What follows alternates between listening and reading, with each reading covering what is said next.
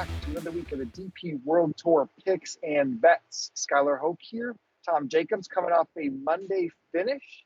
Do you think not only the Live guys fired up Rory, but the fact that we said he hasn't won a DP World Tour event in 5+ years gave him a little extra motivation? Yeah, I'm sure he probably cares more about what we said than Patrick Reed, right? What was it, 6 years since his last regular DP World Tour win? I know that, one, if you're winning PGA Tour events in that time, it doesn't really matter. And two, you've won a WGC in that time, it doesn't really matter. But it's still a statistic, right? Like he's still playing 4 or 5 events a year and not winning them, which is something that people just associate with Rory McIlroy. So for all his brilliance this week, I mean, he was only like a roll of a ball away from going in the water on the 18th again.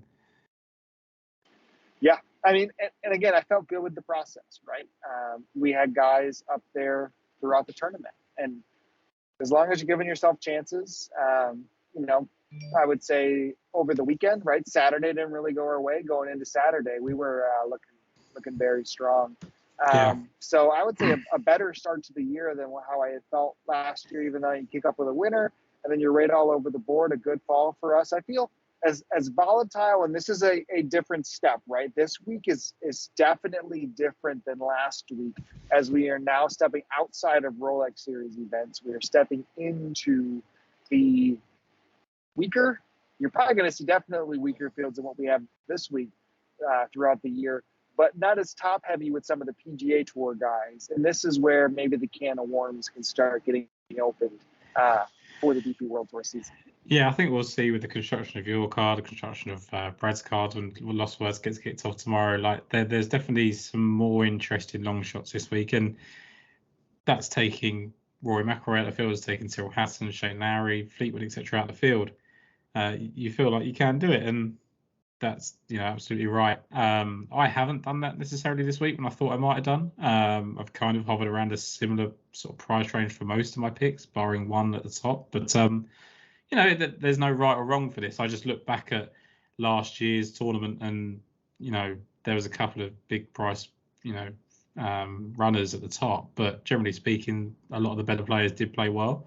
And I think that there is a little bit of a hangover. Like you said, it's not the weakest event yet. There's still a few good players carried over from the 2 Rolex events because of the location, right? We're still in the Middle East. So I think there's still an opportunity to kind of back some of the guys from the top, but be aware of those guys that you wanted to pick from, especially the people we talked about, the ones to watch and things. It's probably the time to start bleeding those into your picks. Yep, absolutely. And I think we can roll right into, Ras Al Khaimah Championship and kind of dig into the way this week plays out. And it's with, a little tidbit on, last year and last week. So El Hamra Golf Club got played twice last year, right? We had back-to-back events, 2 winners of it, Nicolai Højgaard and Ryan Fox. What do Nicolai Højgaard and Ryan Fox do? They drive the ball insanely well. And, not just in the fairways, because they're not the most accurate. It is distance driven. These guys at the course last year, they were not hitting fairways. They were hitting greens easily out of the rough. You had golfers like Nicholas Norgard-Moller compete last year, who is just built around distance, right? And it's going to play into my card a little bit, too, as we talk.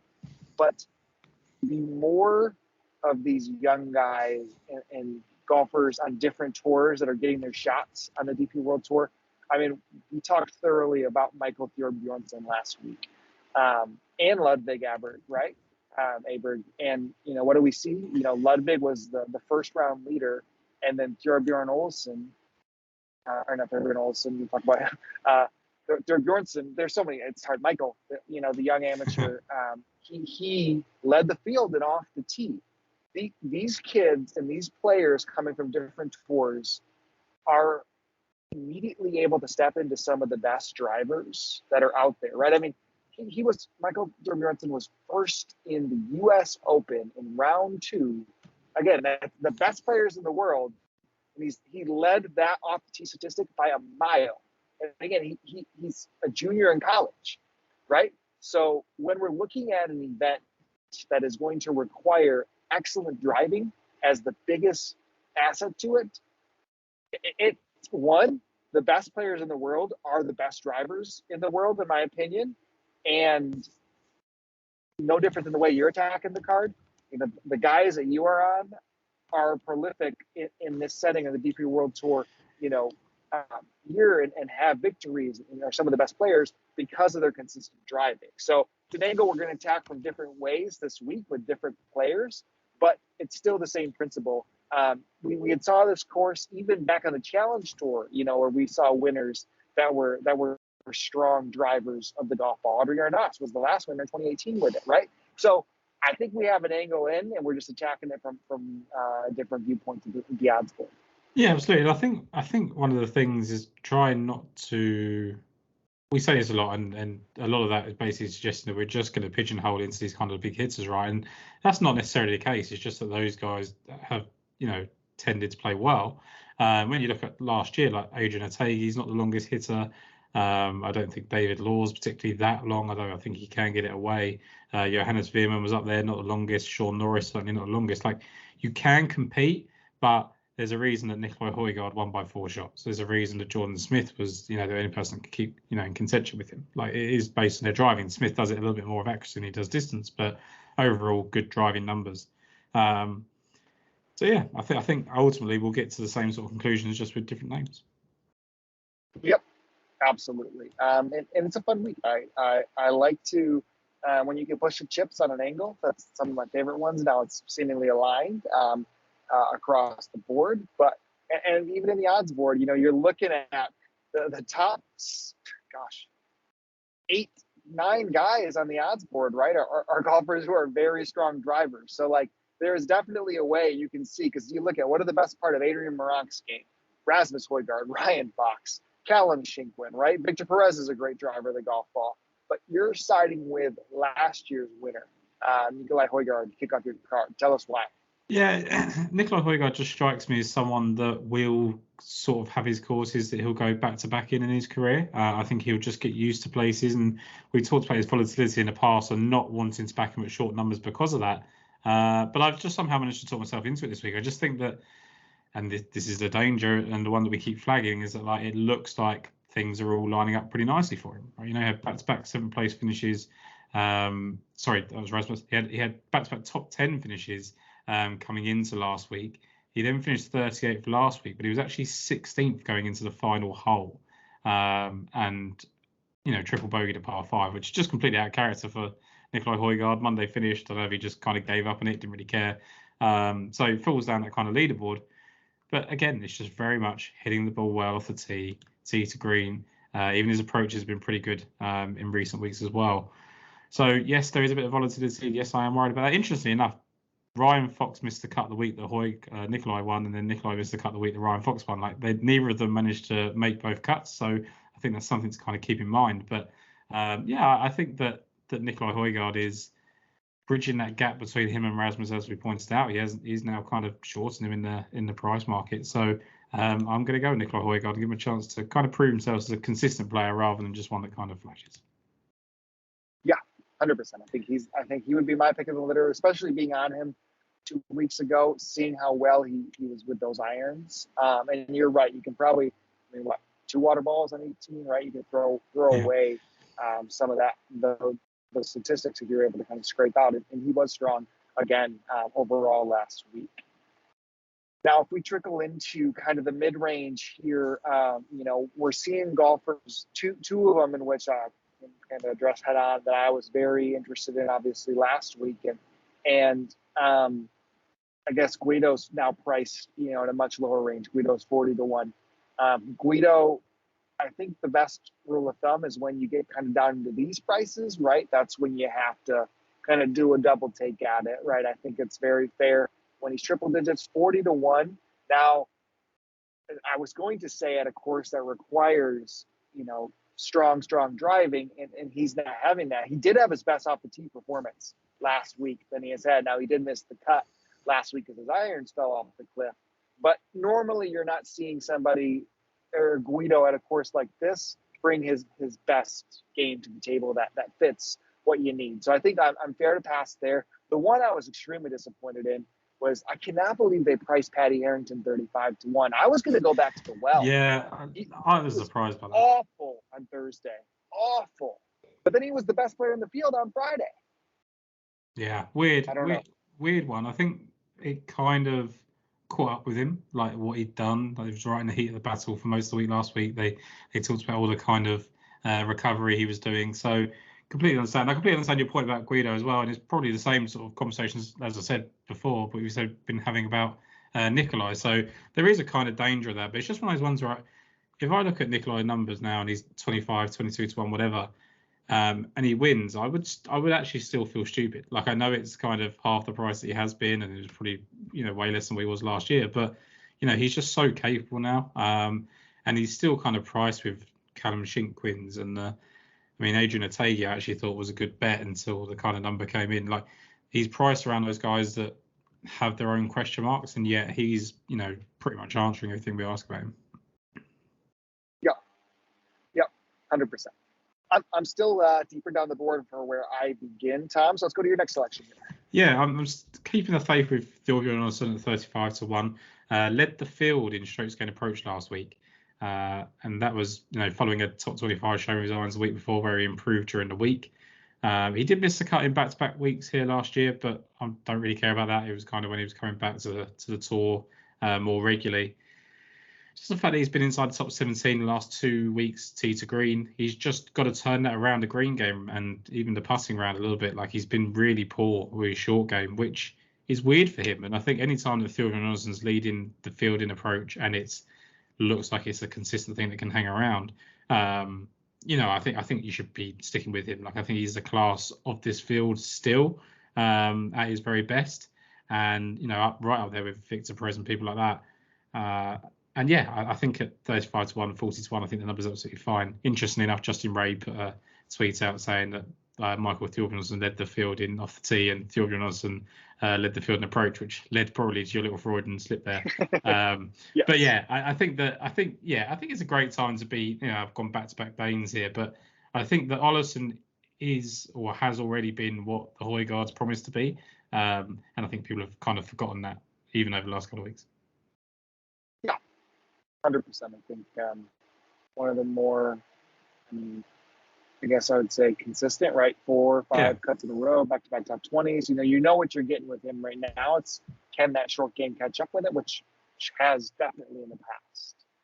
And just for the fact that you expect people's finishes to improve once they get out of that Rolex Series, fields. So if you're posting top 20 finishes in there, and that almost feels like he would have been a top 5, top 8 finish in this field, he's only got to improve slightly to kind of get in a win, I think. Yeah, absolutely. For me, I could have come into here with 10, 12 bets, and not to say 7 is not a lot. There's definitely a ton of tempting golfers in this mid-range. The one that I am beginning the card with, and we closed out the show, the first show of the year with kind of digging into this guy is Dan Bradbury. Dan Bradbury's down to 70-1, and I think it's still a case of the unknowns with him, right? He comes onto the DP World Tour after, getting a sponsor start, T13, and since then, so, he goes in, he gets his win, first event of the year, deep numbers, 200+1, stays kind of in that odds range, and continues to makes cuts with relatively zero noise, right? Week afterwards, he was 13th through the first round, 22nd after the second round, kind of fell off in the weekend, expected. He battled to make the cut the next week, and then he gets a little bit of break. First Rolex Series event, he's 22nd at the halfway point before a round 3 77 kind of threw him out of it, bounced back in round 4. And then what really drew us, back in, or me specifically, is, he teed it up this morning, this morning, in the final group with Rory McIlroy in his second ever race to Dubai or Rolex Series event, right? I mean, that to be said out of a golfer that we're not really sure what he is a lot to me. In 70s, I mean, we don't know. I mean, you could zoom out at the end of the year, and he is, the Min Woo Lee of what was, a couple of years ago, golfer, who has a little prolific or somewhat of an amateur career, Minwoo's was way stronger than Bradbury's, but is a force to be reckoned with in your first year on tour. Kitayama, like there is that guy out there potentially in him, and a willingness to do that. I mean, his second and third rounds, that we had last week, his 28th finish is so, I mean, you bookend it with a 73 and a 76, right?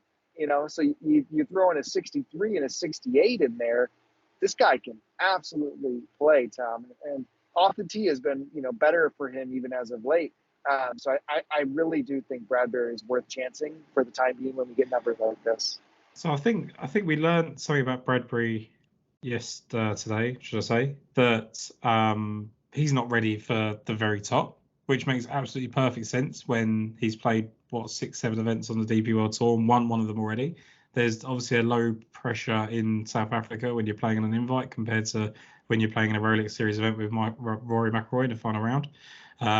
So I would say that upside, we're kind of going to be a little bit hesitant on him, or I certainly will be going forward. But we talk about the off the tee. I mean, he was 12th in off the tee through the first round, had a really poor second round of his driver last week, but there was 13th on the Saturday, and then even today when he was really poor, he only lost only just lost. He was 43rd in the field, but he was terrible like all day scoring wise. So it was pretty encouraging that his driver didn't completely fall off the cliff. So yeah, I think that there's definitely an untapped potential still there, even though he's had that win already. It's going to be a really interesting week because we're going to find out that if he kind of performs in this field and he finishes 8th, 10th, 15th, is that kind of his range? And we talk about people, I guess, like the Matthew Pavons of the world and the Otaegis and the people that would regularly finish in the kind of top 10, top 20 of these fields, but not quite get to the next level. Is he going to be that for a little while? He's still, I think he's like 23, 24. I actually thought he was older than what he is, but he's only actually turned professional a couple of years ago as well. So it's not like he's just new to the tour. He's just new to professional golf in general. Yeah, I mean, it's just so much with Bradbury that I'm going to keep taking that risk on it. I get to triple digits for the next selection on my end. I know you got one more here in the deeper numbers. Who are you going with? I've got a couple of in this range, but it's kind of, as I said before, I'm living in this range now. So Connor Seam is 55, 60 to 1. 27th and 6th in his 2 starts here last year. He's now made 7 cuts in a row, which I thought was really impressive considering how much time he had away from golf team. So that I was encouraged with. Then he's finished 28th last week, but he was 11th going into Sunday. And then the week before, he was 4th after 36 holes and finished 38. So to me, he's actually, that suggests that it's there. He just can't quite put 4 rounds together, which we see from a lot of golfers. And as we said, kind of that drop from Rolex Series event down to this second tier, maybe even third tier DP World Tour event. You think about some of the other events in between. Just a really strong performer in these kind of fields, kind of seems. So top 25 in approach the last 2 weeks average, top 28 in strokes against tees green. Clearly, there's an improvement to be had. Obviously, you want to be in the top 10 for both to really compete. But to me, kind of seem, we talked about him for a long time, waiting for that first win. You think about kind of around the lockdown and that kind of period. He was, on the cards every week for people, wasn't he? At various different ranges. I think he was triple digits one week and then 20 odds to 1 the next. Never came for him that DP Tour victory, but has won on the Challenge Tour. He's won the Turkish Airlines Challenge. So it's not. I always worry about people that have gone winless on the Challenge Tour, then been on the DP World Tour and been steady, but still remain winless. But we've seen that he can win. He's played in all the big events like Walker Cup and things like that as well. So to me, I haven't really got any long-term concerns over him. Just do want him to get over the iron as quickly as possible, and it could be in this kind of field. Yeah, I would even say is like Sundays have gone way better than what they were 2 years ago, right? Yeah. Like maybe he hasn't found himself as a 54-hole leader in a little bit where those struggles came about, but he has found himself in the mix multiple times and performed better than what maybe the judgment had been on him previously. So, I'm pretty interested, or at least started to see shades back of his country mate, Callum Hill. Callum Hill looked good last week, right? Inside the top 20. He was inside the top 15 after his first round the week before and then blew up in round 2. Really good to see him back, playing well. If it wasn't for the driver being what I'm looking for this week, I think I would have definitely bet on him. I like being early on those guys, and he definitely could pay off for somebody soon. Yeah, I looked at both, and I think I just gave it the edge that Seamus played a lot more golf. Like, I feel like Callum Hill's still early in the kind of road back, which is actually really encouraging to finish 13th in Dubai off the back of 2 missed cuts in his first 2 events back. But yeah, just want to see a little bit more from him. Like you say, probably not the perfect event for him, but he has got that kind of leg up on Seamus in terms of wins. Yep, 100%. I'm intrigued too on your next selection here, because we go back probably a year ago, and I feel like this golfer was priced with the rest of the bunch often. And the reason I'm not really sure why he might be just floating in the 70s again for Johannes Veerman. Yeah, I was surprised, and that's mainly why I picked him. I mean, I've got justifications for it outside of price, but that was the main reason, right? Comes back to a course where he was 12th last year, was 5th going into Sunday. We knew that he had Sunday problems before his victory, but he was 8th last week. I thought that was pretty impressive, considering he'd not played that much golf after, before missing that cut in Dubai. He missed the cut in Houston Open on the PGA Tour, but he'd been 11th at the Mallorca Open before that. He's not played a bunch of golf, and I think kind of out of sight, out of mind for Johannes Veerman might be the case, but 11th in strokes gained approach last week. As I said, he's got that experience of playing well here last year. To me, Johannes Veerman, as you rightly say, was someone that was very, very popular last year. I kind of think back to the Crockers and the Veermans and the Americans that have been kind of dominating the DP World Tour of late, and they were right up there. And for some reason, Veerman's kind of dropped into this next range where Bradbury who's obviously won this season, where Andy Sullivan, who's a strong winner. There is actually some names there. Ewan Ferguson still floats in this price range. Eddie Pepperell, who was the flavour of the month for more than 1 month last year. He's surrounded by great players, but it does seem like he's just been kind of forgotten about a little bit. Yeah, I mean, I'm pretty sure when Veerman won, right, it was probably like 30s, 28s even. When he finally broke through, like he was on a stretch that saw him. I mean, that Open Championship in 21, he was one of the more popular picks after he had done so well, right? Yeah. And it's not like I feel like he's fallen off a cliff by any means. It's just, that time of the year where you get some odd pricing if you're not in tip-top form, and you could argue that, he's in some decent form after the last 4. Like we've got it's going to be a popularity thing. Like Andrew Johnston is the same price, but he's played one event in I don't know how long he's been out.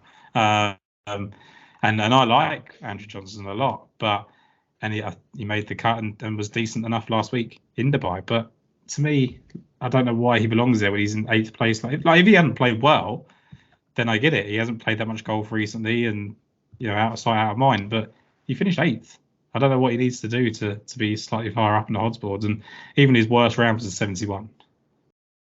Yeah, I mean it's an odd, like Yannick Paul, you can make an argument for right here too, right? Why is he 70 to 1, versus some of these other guys? And maybe there is a class, and maybe it's for opportunity, and maybe it makes me double take this next selection that kind of falls in this odd range, but. So the DP World Tour made a new rule, right? They're making a rule where they're making invitations to some of the additional tours that can feed into the DP World Tour for order of merit winners, like Daniel Van Tonder, for example, leading the Sunshine Tour falls into this category, even though he's a DP World Tour winner too. But that status can fall through this one. And the other invitation, and also getting the invitation to the Masters, is Kazuki Higa. And, Higa, short in stature, but a heck of a player, right? I mean, Higa, we saw go on a strong run over the last couple of years when it comes to the Japanese golf tour, right? He had 4 wins on the calendar year last year, came to the BMW International when he was first on my betting card last year, finished 10th in that event, and then made the cut at the Irish Open, missed the cut at the Open Championship. The one that impressed me most, I think, is winning the Dunlap Phoenix this fall. That's an event where you do see, some PGA guys pop over. So that's probably his biggest win. He was a dominant performance as well. He didn't get the win, actually, in the Japan Open Golf Championship. Got outdueled there, but that was another strong performance. But his best win, in my opinion, was that Dunlap Phoenix. He makes the cut, or I guess the Zozo is a no cut, makes the cut at the Sony. But, he's just, I think he's a player, right? You take these shots with these type of guys. And to me, my card's going to be a lot of that through the year. And I don't want to, I need to make sure I really think through that. You don't just make it an auto, but at triple digits, I think his talent is still in that class where we're not sure where he get consistent DP World Tour starts. He's going to get that opportunity this year.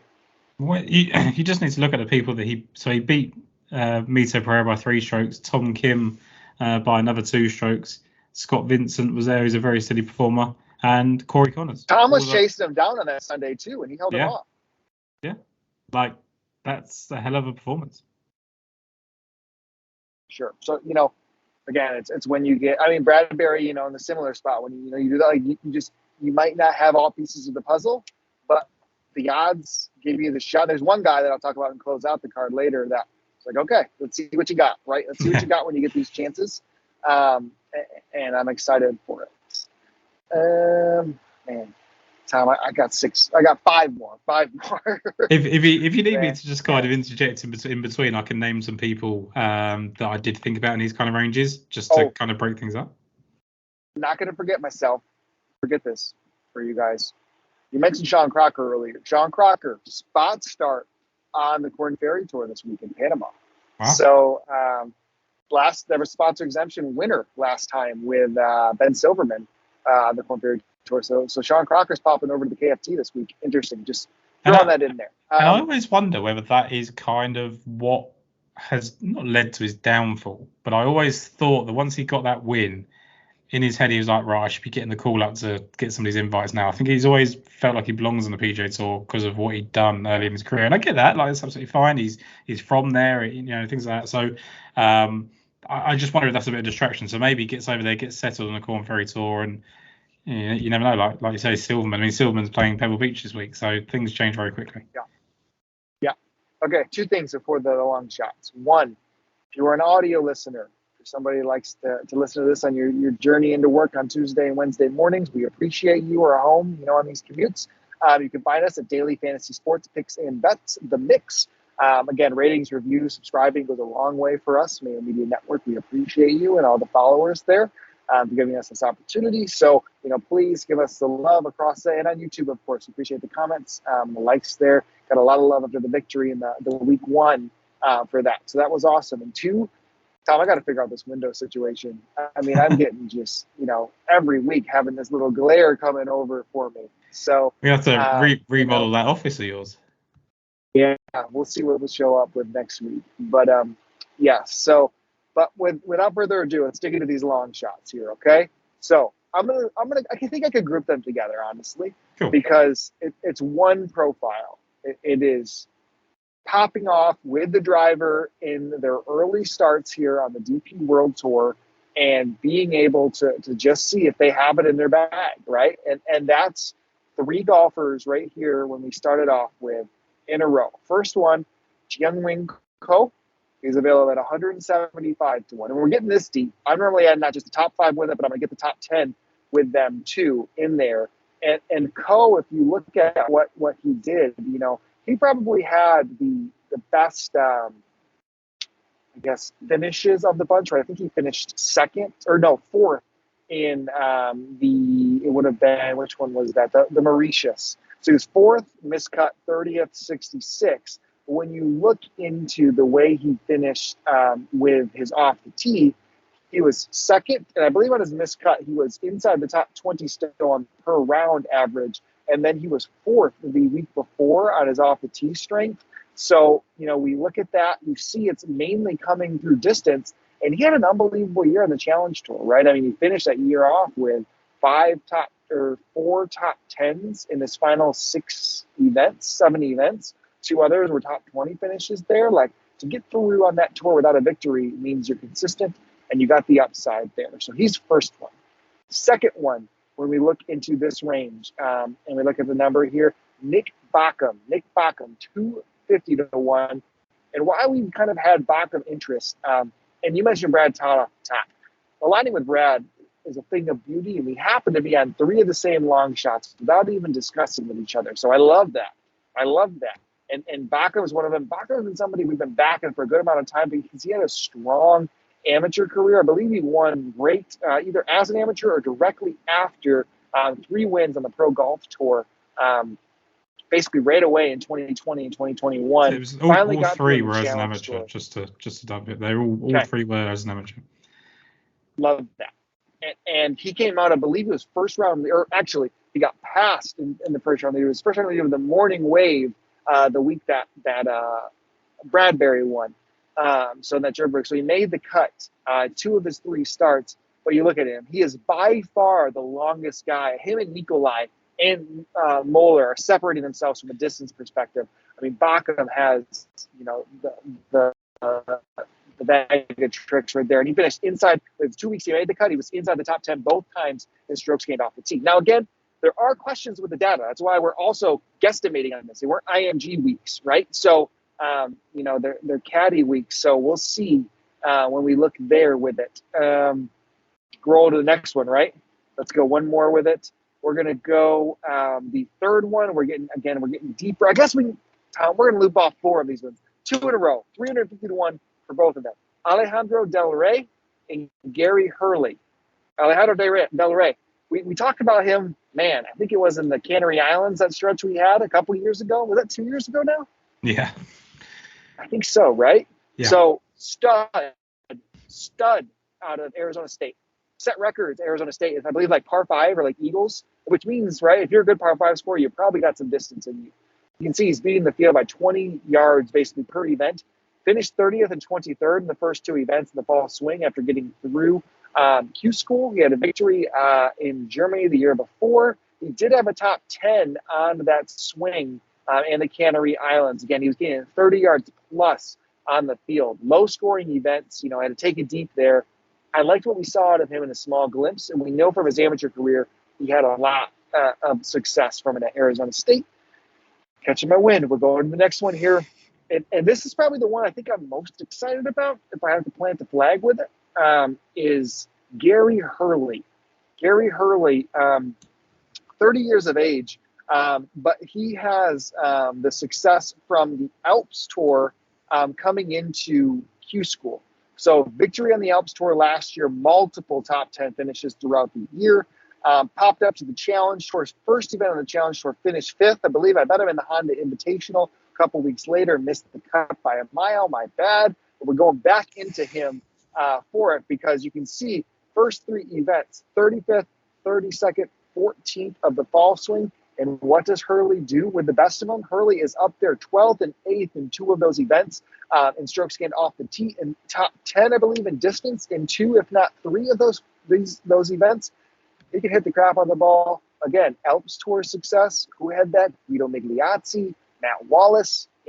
We saw winners come off that tour. They can do it. And I think that, Hurley having that gives him almost even a leg up on some of these guys who he did so well on that tour.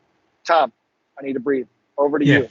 So basically, I'm just going to recap kind of your picks and just give a little bit of thoughts, all of them. So Yongwin Ko, I think, you look at the fact that he was 3rd in Mauritius, I think that really bodes well for what you want here. That strikes me as someone that takes advantage of kind of wide open fairways, gives it a bit of a bash, and I think the same applies to Gary Hurley, who played well there as well. Nick Bachem didn't play there, which may be why he struggled a little bit. Like, he played all his events in South Africa, which tends to be a little bit trickier, a little bit more accurate. So now he gets a chance to kind of grip and rip it, and that might just suit him. I think you're right to take this kind of line on these players. I think if you've got a profile and you like it, like a Norgard Muller, you just go with it. And if it doesn't work out, it doesn't work out. And you just go, okay, well, they're not the talent that I thought they were or could be yet. Let's wait 2 or 3 events down the line when they're finishing 15th, 12th, and 8th before I go with them again. But then the price is gone. So you have to find that fine balance. I think I'm a little bit late normally. You may be a little bit early, and there's kind of a fine line between the two. I think one of your greatest assets is you'll go deep into finding what these 500, 300 to 1 shots are good at. Whereas I will probably go by, like, I know John Murphy is a kind of strong talent that people expect to do well, and he was getting kind of spot starts on the PGA Tour last year. He's 500 to 1, but other than that, I wouldn't dive too much into it, because I just have a belief in the kind of guys that pit near the top. So I think it's important to go with these guys. A couple of players I did think that were worth mentioning, a little bit shorter than the kind of group that you gave. Sean Norris I thought was interesting. He was 9th here last year. in this event, and then he made the cut the following week, but wasn't quite as impressive. I think it was like 42nd.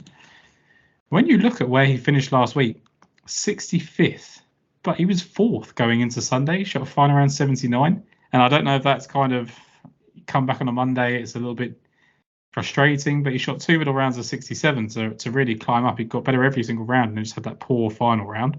So I was interested in that. And then Matthew Pavon made the cut and finished 28th in Abu Dhabi, which is impressive enough. Then missed the cut last week, but Pavon was someone that we were talking about, almost every week. I mean, we talked about Veerman and people like that. Pavon was certainly up there as well. He finished 3rd in this event last year.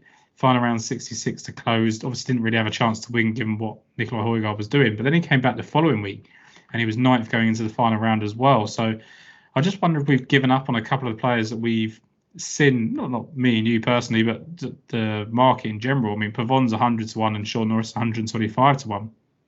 Norris hasn't been playing very well, generally speaking, and Pavon has tailed off a bit, but it's so hard to judge. You've already made the point of where these players are at when they're comparing themselves against Rory, Fleetwood, Hatton, Lowry. And I know that those guys didn't all come to the fore last week. It was more kind of like Rory, Reid and things. But like when there's so much of that going on, and I guess the mindset is different. Like you walk in and you go, right, well, if they play their best, I'm probably playing for 7th. Whereas this week it's like, well, actually, if I play my best, I'll win. And I think that just kind of probably doesn't relax you, probably puts you under more pressure. But I just think it's really important. Different mind shift on a Wednesday of who you got to go up against. But looking at last week, I mean, just a general comment. Patrick Reed 2nd, Ian Poulter 6th, Richard Bland 8th, Henrik Stenson 8th. I don't like it, but it's important to note, right? Yeah, 100%. I mean, they did take some of these golfers who, when you compare them against the class of the DP World Tour, were some of the top guys, right? So when they step back in, they can absolutely compete with the best of them. And Norris was a guy we were intrigued at times, in that kind of group of golfers. Could have closed us out with one more, Tom. You said playing well. You said somebody, when we look into this and the invitation comes from the success on a specific tour, and when you only have that, status on one, it's all you can do. And when you win 6 times on one tour, Tom, you're finding a way onto my card. Not even just that. 500 to 1. 500 to 1. 6-time winner in 2022 for Manu Gandis, 26 years old.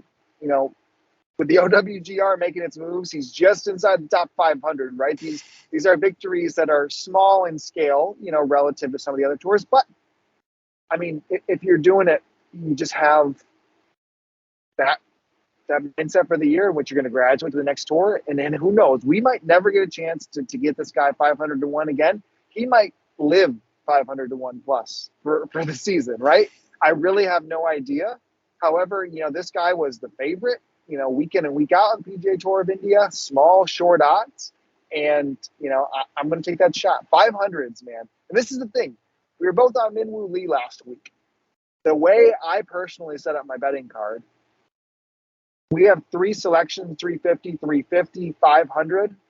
I mean, I could probably even throw the 250 in there. Those 4 probably equal 1 Minwoo, allocation of units. I'm not really somebody that, I just want to make sure I'm not here to teach proper betting or the way you can go about your cards, the way you want to go about your cards and the confidence in that. The way I personally bet, I'm willing to go deeper and open up 7 guys on my card here. It's probably even a less unit card, but top 10s with these guys, even top 20 on Gondis for the week. I might even throw in some first round leaders with these guys, even at these deep odds. We've seen some long shots, even, Aberg last week, kicked myself a little bit for that, right? You're getting into the Wild West with first round leader on the DP World Tour, but it's just conviction in the same guys. And I'm excited when you get somebody like that with a profile on this tour at these odds. Yeah, and I'm just looking back while you were talking there about Manu Gandas, those 6 wins, sort of stacking them up against the likes of Anirban Lahiri and Shubhankar Sharma, and they were like 3 or 4 wins a season, and that was probably considered dominant. So 6.